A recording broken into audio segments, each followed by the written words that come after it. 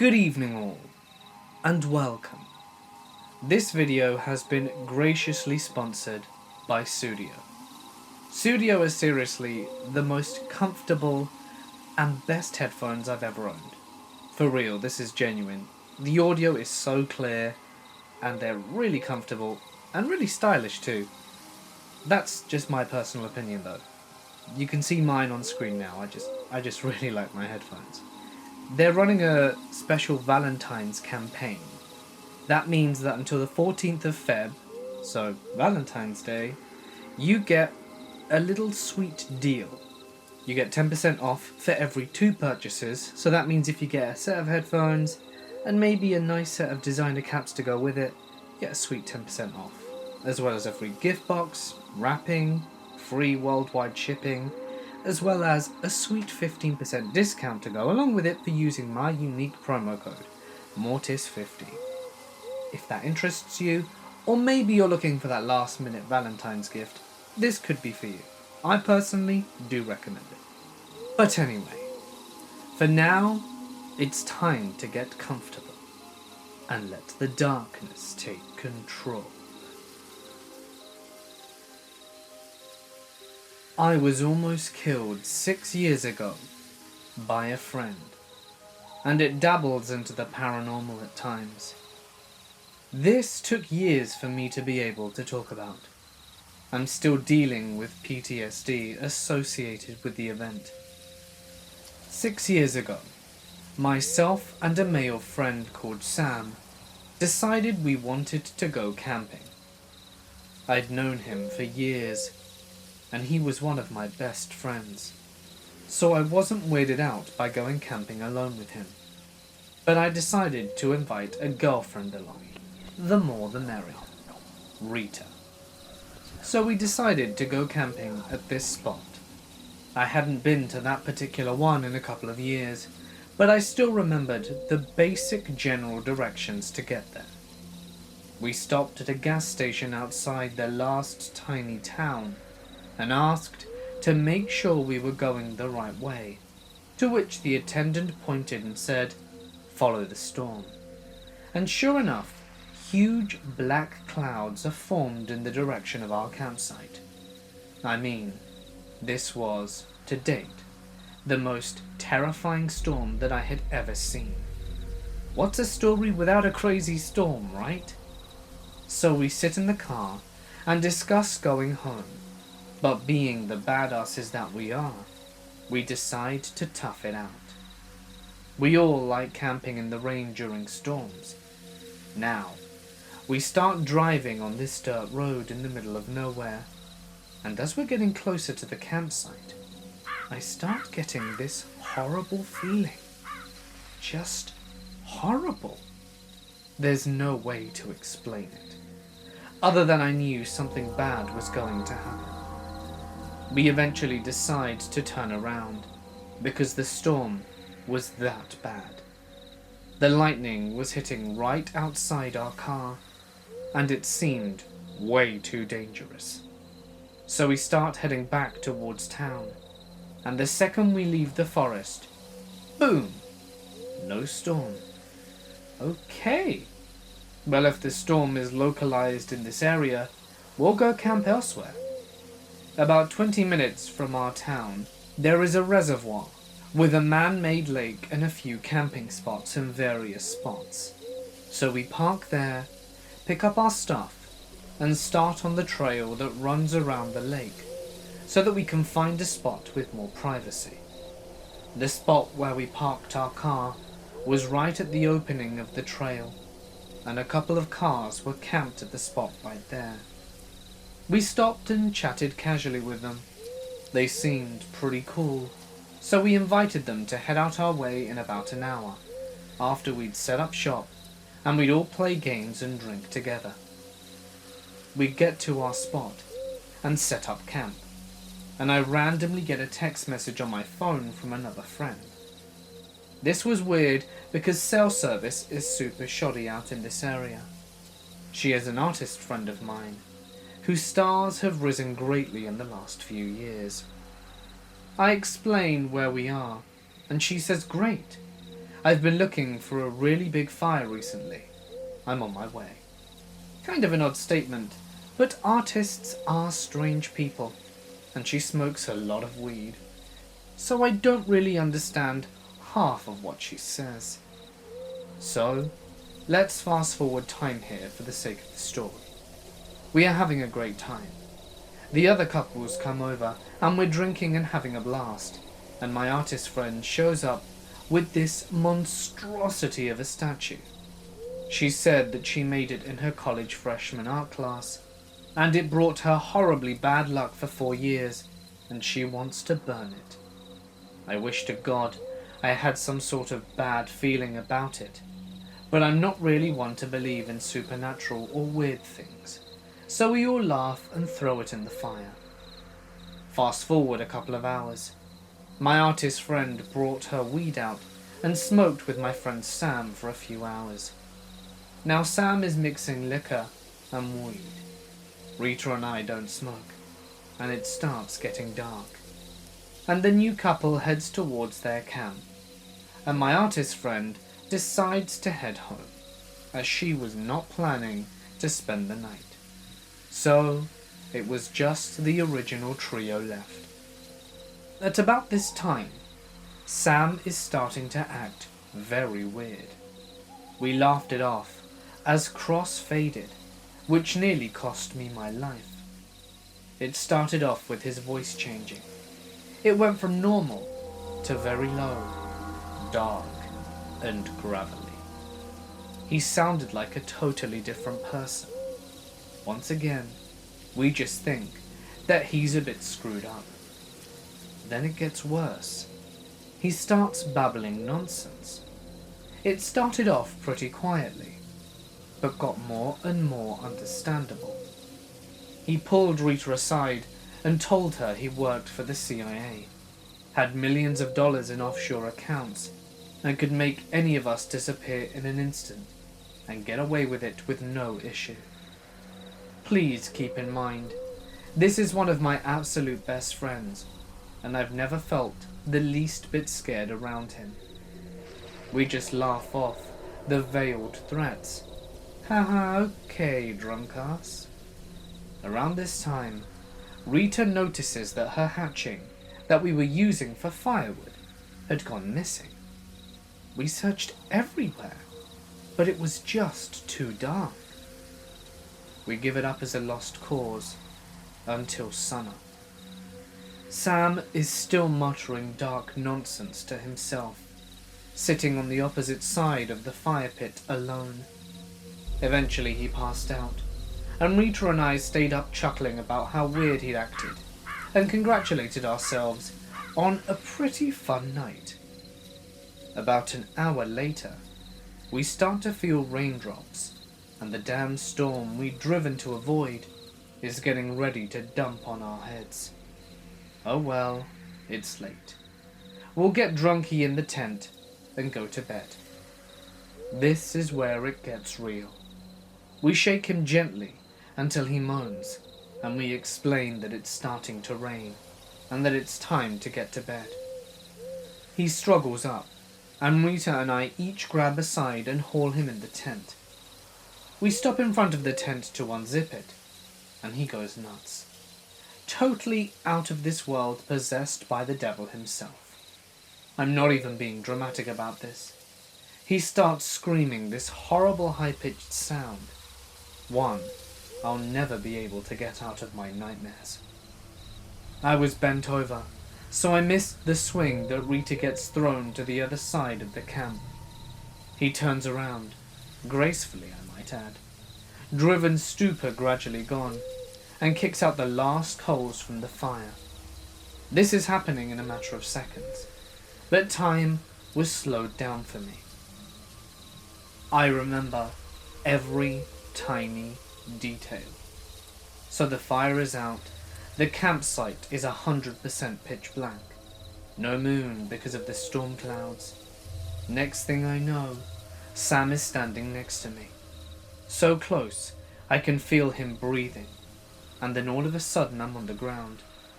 I hit hard enough for the air to be knocked out of me.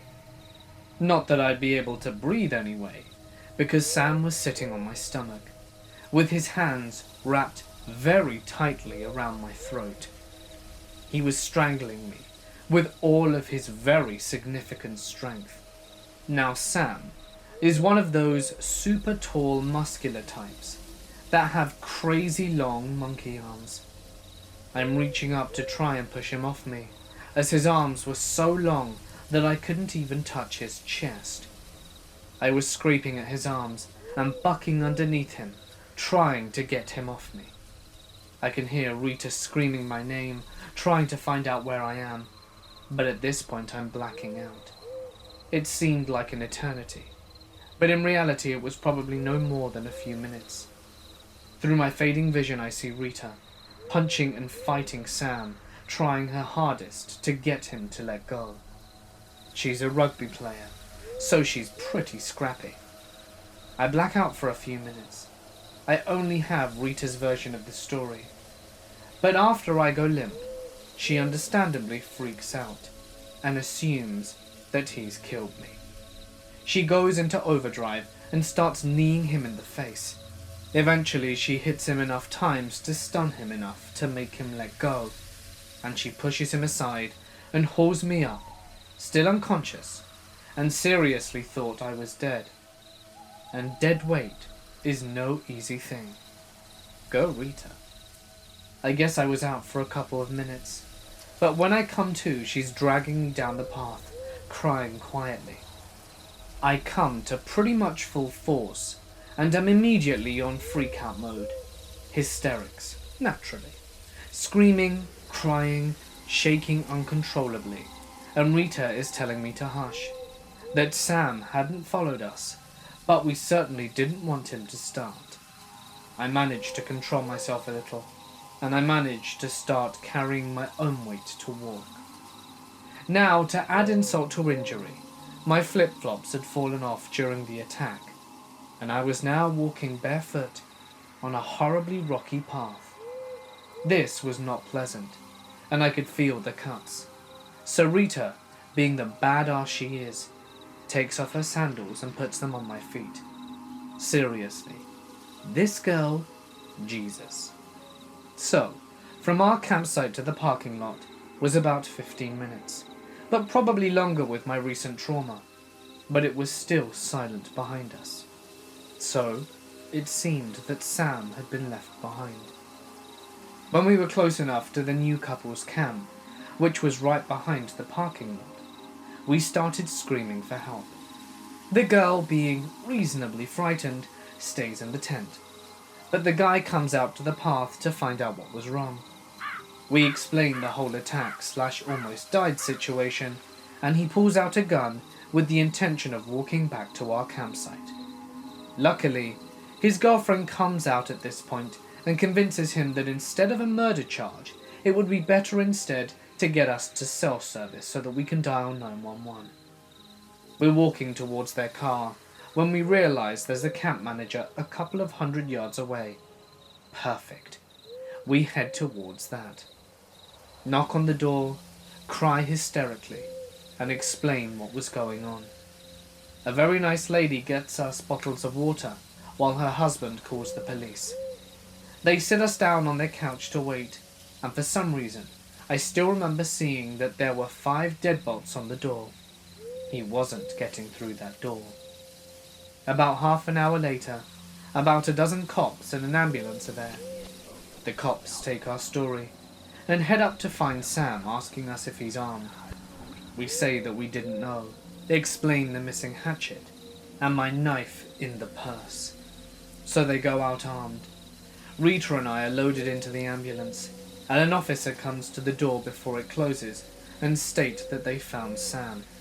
He was still at the campsite, completely naked, bleeding from the minor wounds Rita had inflicted, holding the hatchet and laughing. The officer said he was mumbling about being possessed by the devil and spouting utter nonsense. The officer asked if he had done any drugs, and we'd said that he'd smoked weed and drank. Could the weed have been laced? I doubt it. My artist friend didn't become possessed by Satan that night. The rest is fairly dull. My first ever ambulance ride, a very pricey emergency visit, a lot of drugs, CT scans to check for internal swelling in my neck, and they wanted to keep me overnight, but there was no way I was going to let that happen. My cat is my therapy animal, and he was home. I was going home. End of story. To add insult to injury, when I got home, I realized that because I'd been having roommate troubles, I'd locked my bedroom door with my cat inside, and my keys were still at the campsite. I could hear him meowing through the door while I just sobbed my eyes out. Locked on the outside. I was too loaded up on drugs to go anywhere. So Rita, in a final spur of awesomeness, went with her mother, who worked with abused women and helped me through many a panic attack after, went out and retrieved all my stuff. All of us are at 24 hours of no sleep. That's the story. The rest is just obvious stuff. Charges, prosecution, court, and a lot of physical and mental anguish. He pleaded guilty. The judge asked him if he wanted to make a statement. He didn't. I never got an apology for almost ending my life. Sometimes there's no definite closure. I never believed in bad luck, superstition, possession, or any of that stuff. But I am 100% positive burning that stupid statue is what caused him to snap that night. He wasn't a dangerous person. He never had been violent before. The statue did something. It brought my artist friend bad luck, and clearly had some bad spirit in it that we let go. That's the most detailed account that I've ever given about this incident. I used to do a lot of camping and hunting with my dad. We lived in Michigan, and going up north was a common activity for us. I think the main difference between us and other people who did the same thing was that my dad liked to go way off the beaten path, like really deep into the woods. Oftentimes, he would end up parking his truck somewhere once we couldn't go any further in, and would hike for several miles carrying all our gear. The last time we went camping was definitely the weirdest one. My dad was excited because he got a full-wheel drive, brand new, and he wanted to see how far he could push it. After a lot of driving, some of it being scary and made me think I was going to die, we ended up in a small clearing. It was nearly dark at the time, so we quickly made up a tent, had some food, and went to bed. When we woke up in the morning, we got a better idea of the clearing. It seemed to have been a common campsite, or that was the evidence. There was an area someone had a fire, firewood, and the grass was compressed in other areas, like someone had walked there for a while. I think there may have also been some trash. Further exploring around the area, I find what I called a swamp. It was a bed of water where trees and branches had fallen into or were growing out of. It had an eerie quality, but I was more afraid of snakes. After checking that out with my dad, we decided we were going to walk further into the forest, where the trees were thick and a truck couldn't get through. We were walking for maybe an hour when we came into another clearing. Before we even got there, we could hear something. As we approached, we found the source. We went immediately from a very dense forest into a very open area with low grass. Directly in front of us was a wooden cabin. In front of it were rusted out cars that seemed to be impossibly placed due to how dense the trees were.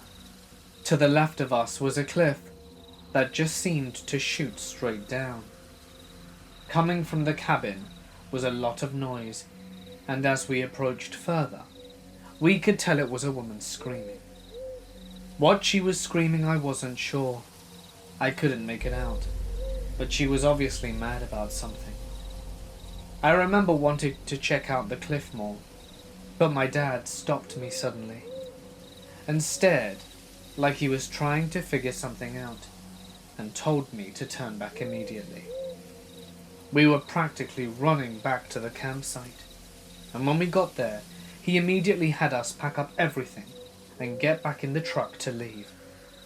I'm not sure what he saw or heard, but it was sure enough to scare him, which I had never seen before.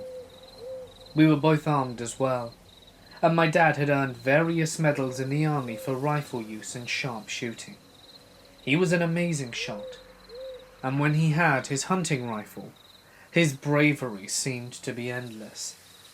I think that's what's creeped me out the most.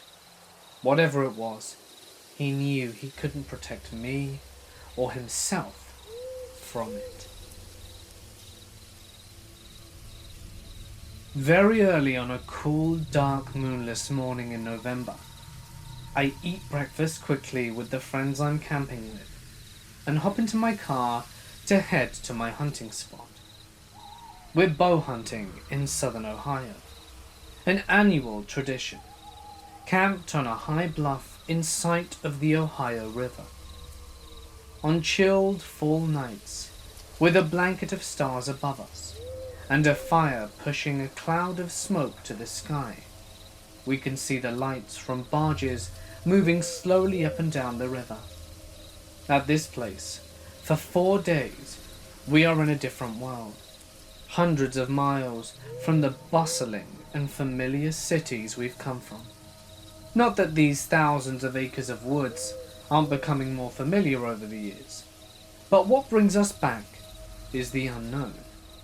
I drive out of the camp alone, down a paved road for several miles, then turn north, away from the river, up a dirt road meandering through one of the thousands of hollows rippled across this landscape. I'm exiting cellular service, rolling along a winding road following a creek bottom, a deep valley with a large hill ascending on both sides. But I can see nothing but the grey glow of the gravel and the trees and shadows dancing in my headlights. I pull off the road as far as I dare and park an empty gear from the car. All is quiet as possible. Everything from this point is prepared and navigated with the light of my headlamp, set to the dimmest setting. I close the car door with a gentle nudge, avoiding any sound that would intrude too deeply into the forest. Before the hike, I pause, breathe in the cool fall air, and assess my surroundings. Totally black, and with very little wind. Dead quiet. I'll have to be exceptionally silent on my way to avoid detection. I stalk down a hill and cross the shallow creek, each step slow and deliberate, feet searching first for any stick that might snap under my weight. Carefully, I wind through a narrow trail that I've partially trimmed through the impassable thicket of briars and brush that runs along the creek. At the base of a tree, I prepare a stand, used to ascend the tree for the hunt. Inching my way up the tree, I see nothing but the blackness, watching only the texture of the bark pass directly in front of my face. Once in position, at about 20 feet, all activity stops, and I disappear back into the silence of the woods. Every few minutes a sip of coffee, just as the sky begins to provide enough light for me to see my surroundings. Shooting light it's called. Well, before the morning sun will appear. I hear a crackling and rustling ahead from down the hill, at maybe 150 yards. Is it a deer? If so, it's running. But why?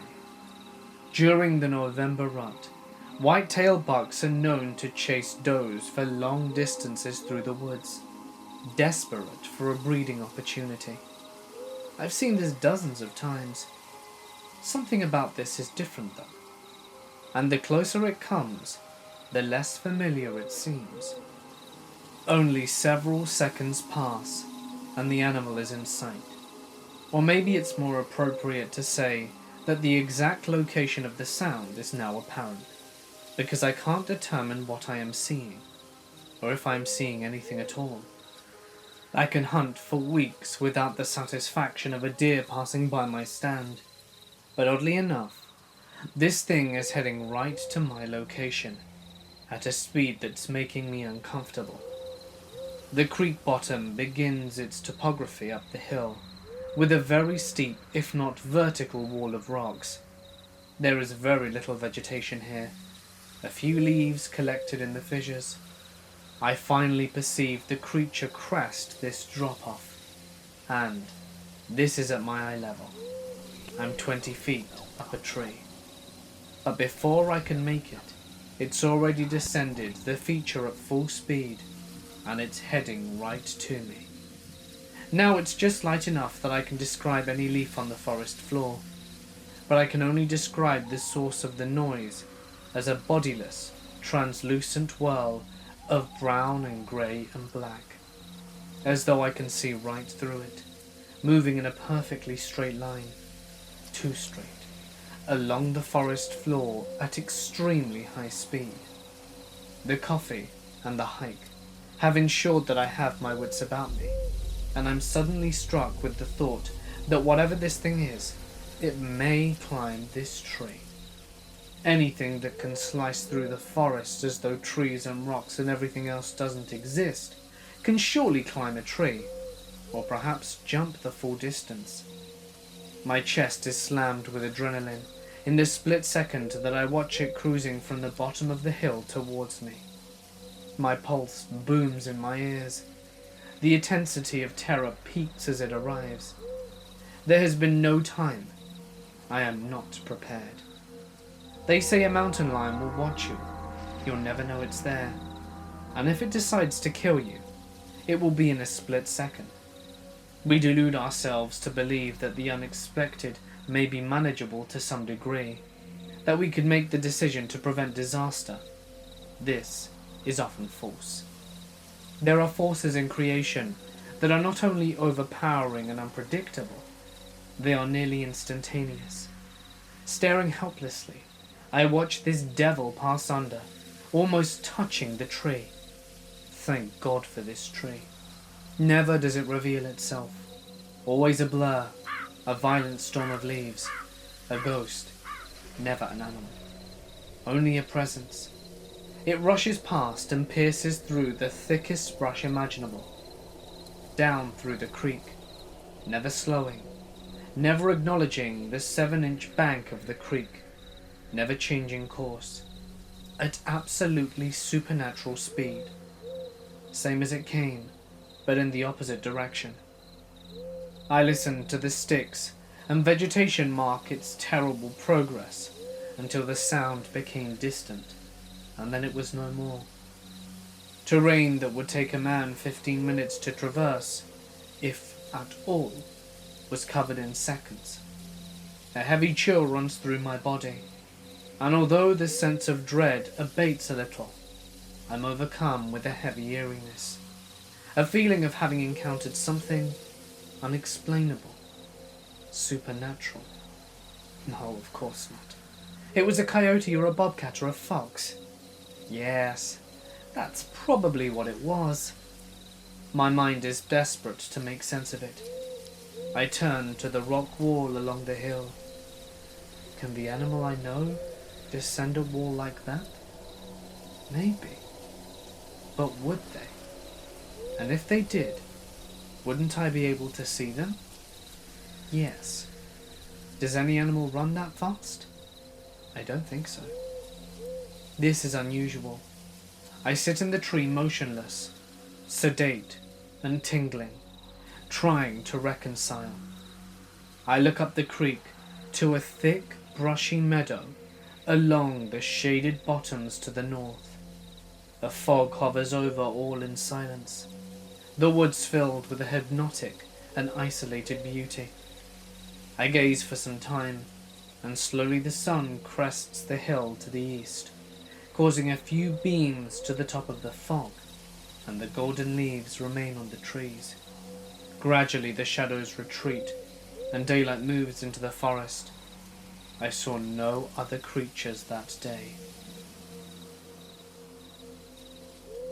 I work as a broadcast engineer, and a few years ago, I received a phone call at around 9:30/10 p.m. from the on-duty engineer that our over-the-air signal had gone out, and we were off the air on our over-the-air platform. We figured out that the problem was at our transmitter and needed to be corrected manually. My boss asked for someone to volunteer to go with him, and after a few seconds of awkward silence, I offered. So, our RF transmitter site was located on top of Beacon Mountain in Beacon, New York, which was about an hour plus from our station. At the time, I had never been up there, so going there in the middle of the night was a little spooky. I met my boss and we drove together, and got to the mountain a little before midnight. The road up the mountain to the transmitter site is a long, narrow, windy, and steep dirt road with a lot of big, loose rocks, so the drive up and down is scary enough. I can't emphasize enough how dark this drive was, like pitch black. A few times while going up, we could see headlights coming towards us of people with their off-road jeeps, which wouldn't be as weird if it wasn't in the middle of the night. We also saw 2 different campfires in the woods, which I just assumed were local groups hanging out and drinking. My boss told me that locals hung out near the transmitter site sometimes, and should be avoided, as they had a tendency to be sketchy. Didn't seem too sketchy to me, but what did I know? It was my first time there. My boss also told me that he never travels to the mountain without a gun. He said it's more than the locals. I've seen stuff out there I really can't explain. We get to the top, do our work on our transmitter, close everything up, and start to head back down. As we're heading down, we were at a particularly steep part of the road, when you pretty much have to ride your brake, because the car won't stop until the incline levels are out a little. All of a sudden, 3 deer sprint out in front of us, not even looking at our oncoming car, causing us to swerve since we were already riding the brake. The front of the car hit a rock, which stopped our momentum. My boss instantly turned off the car, and once the sound of the engine died, we heard something big run in the opposite direction away from the road, up the natural slope of the hill. I shined my flashlight in that direction, but whatever it was already out of sight. We could still see branches moving and leaves settling from being disturbed by whatever ran away. I asked my boss if he thought that was another deer, or possibly a bear. He replies, "Bears run on all 4s. Whatever that was, ran on 2 legs. And bears don't hunt deer. Something was chasing them." When we first heard the footsteps, I would estimate that they were as close as 10 to 15 feet from the car, when it started to run away, but appeared to be standing over us, as if there was a natural incline up the mountain. There are a lot of logical explanations, like that my boss was trying to scare me, or that it was a local walking/running through the woods. But here are a few things to consider.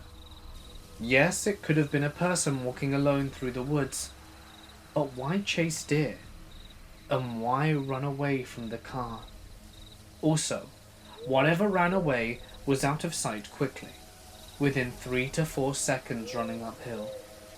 This person would have had to have been in the greatest shape ever to run up the hill that quickly. This also sounded way too big to be a bobcat, mountain lion, or coyote. My boss is not the kind of guy that would try to scare people. He's a very stern or business type of guy. He seemed pretty rattled by this and wanted to get off the mountain ASAP. I ended up going back up that mountain many more times before leaving for a new job, and I never saw or heard anything like that night.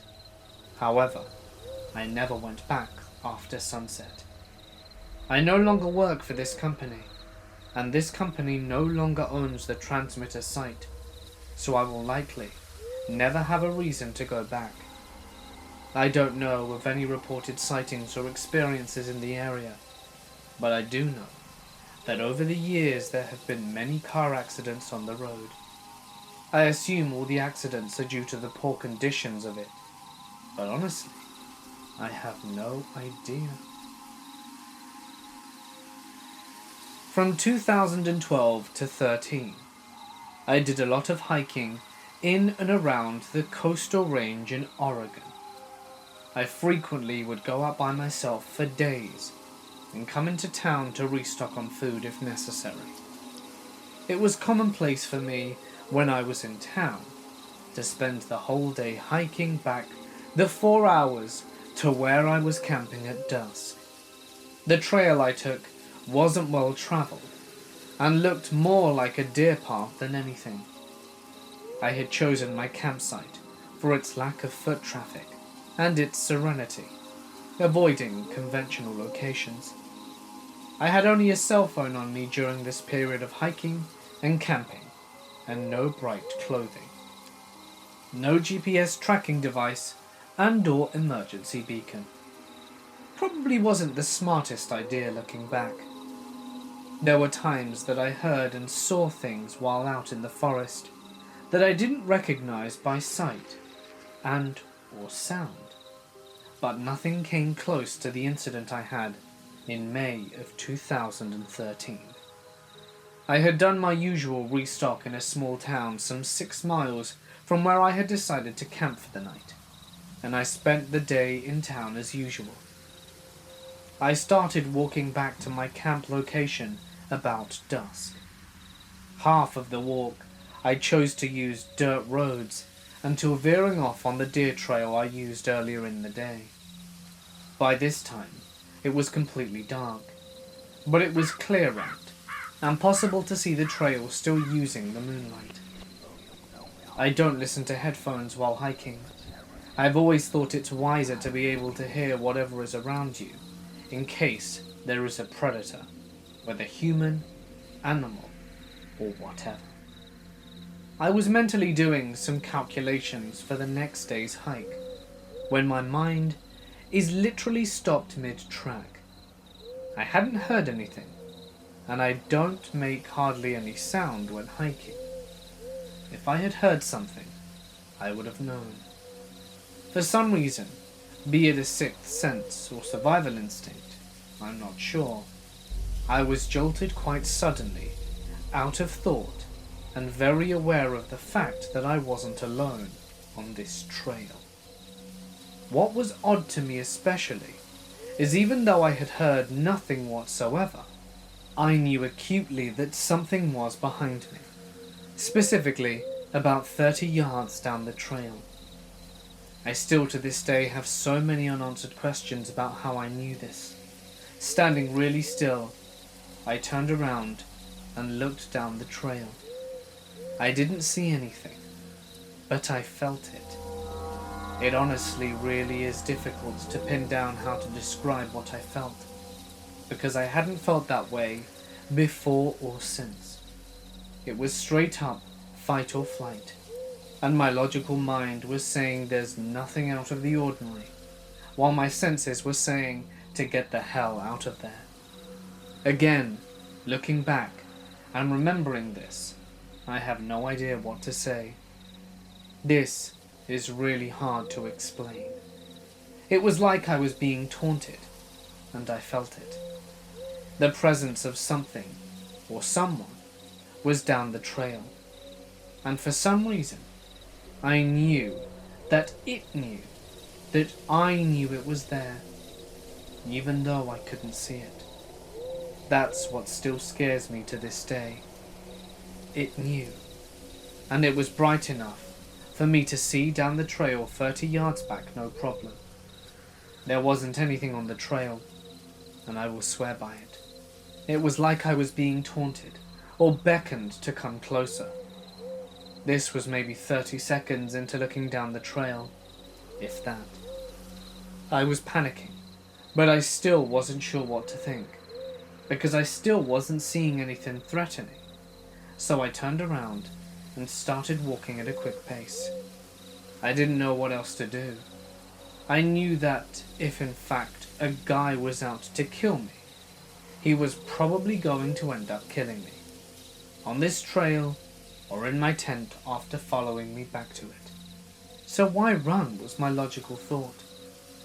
I would say that I wasn't even a minute into the trek back that I heard what can only be described as a sound like rushing or swooping air, followed by what seemed like a rake sliding across the dirt trail, the former sound happening right after the latter. These sounds happened together, like half a second apart, 4 times, and they were very close, maybe 20 yards back. Looking back now, I don't know how I was able to stay composed and not soil myself, but somehow I mentally stayed focused on getting back to my tent, ignored the panic, and just kept walking quickly, not looking back. Whoever or whatever it was still followed me the majority for the next hour. I just kept heading onwards and didn't look back. A few minutes from my camp location, the fight or flight feeling gradually but succinctly left, and I crawled into my tent and didn't sleep a minute the entire night. Morning came. I picked up my stuff and left. Hey guys, it's Mort here, and thank you so much for listening. I hope you enjoyed tonight's installment in the woods, some of my favourite stories. I thought these ones were actually some of the better ones I've read in a while, when it comes to this topic anyway. Be sure to let me know what you thought down below in the comment section. It always is appreciated. And if you're new, welcome to the channel. You can pass your initiation by pressing subscribe and the little bell icon for good measure, to be notified every time I post, which, for the most part, is every night. If there's a story that you would like to share and have read on the channel, feel free to send it to my email or drop it to my Reddit. All the relevant information can be found in the description. But anyway, for now guys, it's time for me to sign off. Stay awesome, and I'll see you in the next one.